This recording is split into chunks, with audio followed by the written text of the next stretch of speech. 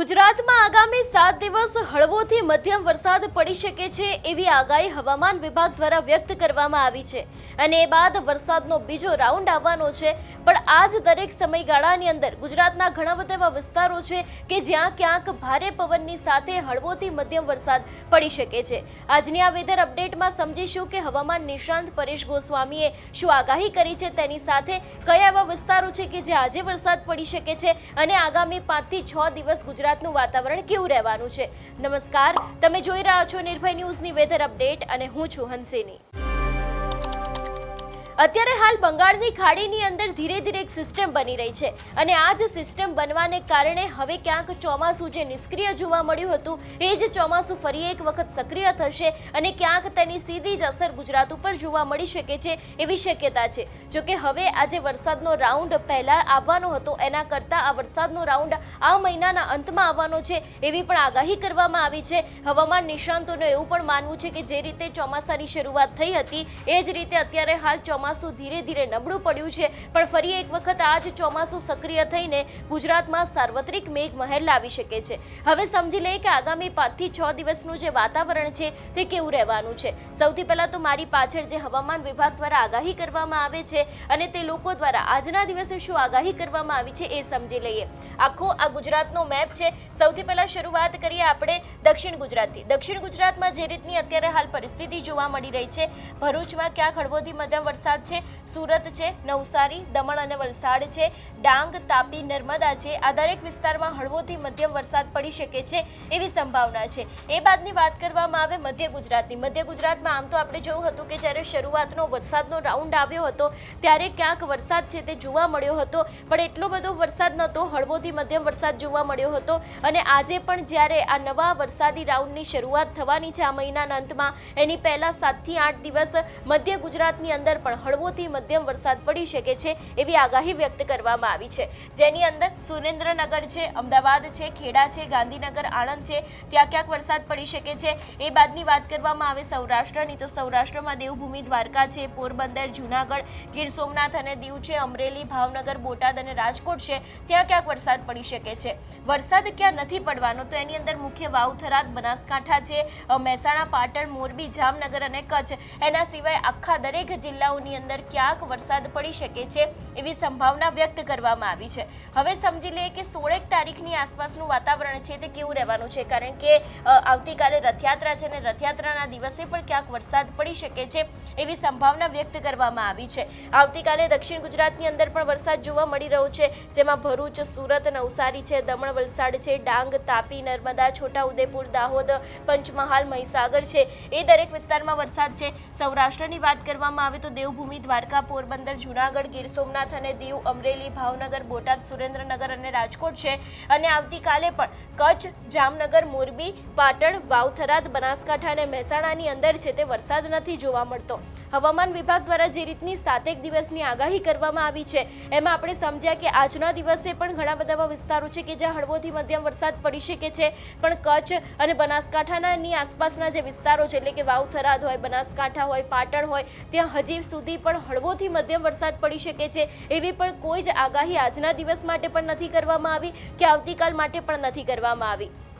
આવતીકાલનો દિવસ સમજવો એટલા માટે પણ જરૂરી છે કારણ કે અમદાવાદ સહિત ઘણા બધા એવા જિલ્લાઓ હોય છે કે જ્યાં ભગવાન જગન્નાથજીની રથયાત્રા નીકળતી હોય છે અને એવામાં અમદાવાદમાં પણ ક્યાંક હળવોથી મધ્યમ વરસાદ પડી શકે છે એવી શક્યતા હવામાન વિભાગ દ્વારા વ્યક્ત કરવામાં આવી છે। હવે સમજી લઈએ કે 17 તારીખનું વાતાવરણ છે તે કેવું રહેવાનું છે।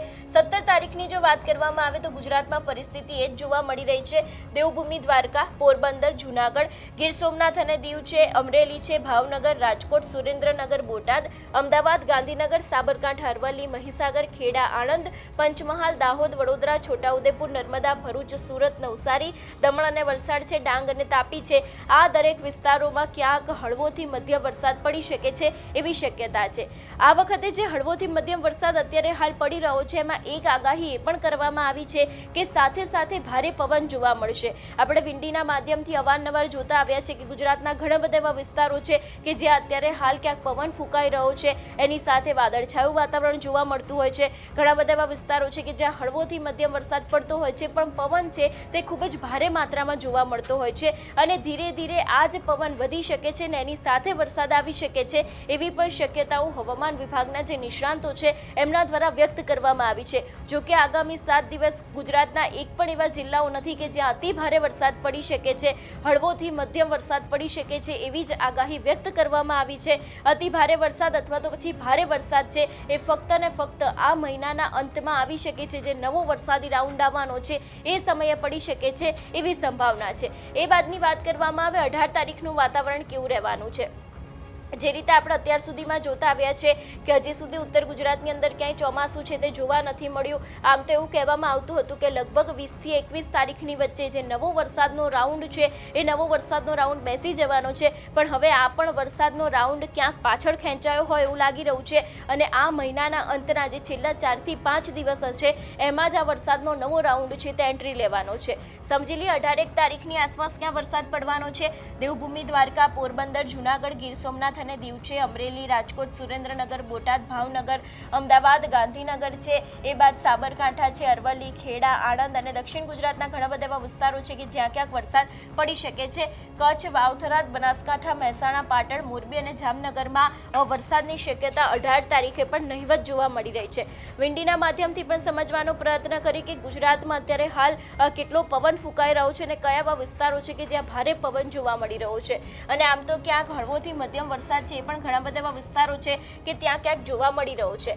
સૌથી પહેલાં તો સમજી લઈએ કે અત્યારે હાલ જે રીતની વિંડીના માધ્યમથી આપણે જોઈ શકાય છે જામનગર, રાજકોટ, જૂનાગઢ, પોરબંદર, વેળાવળ છે, મહુવા છે, ભાવનગર, એટલે કે આખા સૌરાષ્ટ્રની અંદર ક્યાંક પવન ભારે માત્રામાં ફૂંકાઈ શકે છે એવી શક્યતા છે. મધ્ય ગુજરાતની પણ એ જ પરિસ્થિતિ જોવા મળી રહી છે, જેમાં અમદાવાદ, વડોદરા, ગોધરા છે એની આસપાસના વિસ્તારોમાં પવનો છે તે જોવા મળી રહ્યા છે. ભુજ અને રાપરમાં પણ કંઈક એવી પરિસ્થિતિ છે.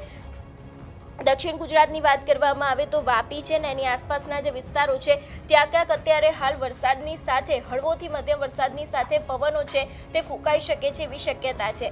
જે બંગાળની ખાડીની અંદર આખી એક સિસ્ટમ સક્રિય થઈ રહી હતી ધીરે ધીરે, એની જો વાત કરવામાં આવે તો જે રીતે અત્યારે હાલ જોઈ શકાય છે કે આ સિસ્ટમ અત્યારે હાલ બની રહી છે અને આ બનવાની શરૂઆત થઈ છે, એટલે આની જ અસર ક્યાંક ધીરે ધીરે આ સિસ્ટમ આગળ વધીને ગુજરાત તરફ આવી શકે છે અને આ મહિનાના અંત સુધીમાં આ જ સિસ્ટમને કારણે ક્યાંક વરસાદ આવી શકે છે એવી શક્યતા વ્યક્ત કરવામાં આવી છે. એટલે વિંડીના માધ્યમથી પણ જોઈ શકાય છે કે જે આખી આ બંગાળની ખાડી છે અને આ વમણો અત્યારે હાલ જે જગ્યાએ ભેગા થઈ રહ્યા છે એને જે કારણે ચોમાસું વધારે સક્રિય થશે અને એ જ ચોમાસું ધીરે ધીરે ગુજરાતમાં જામશે.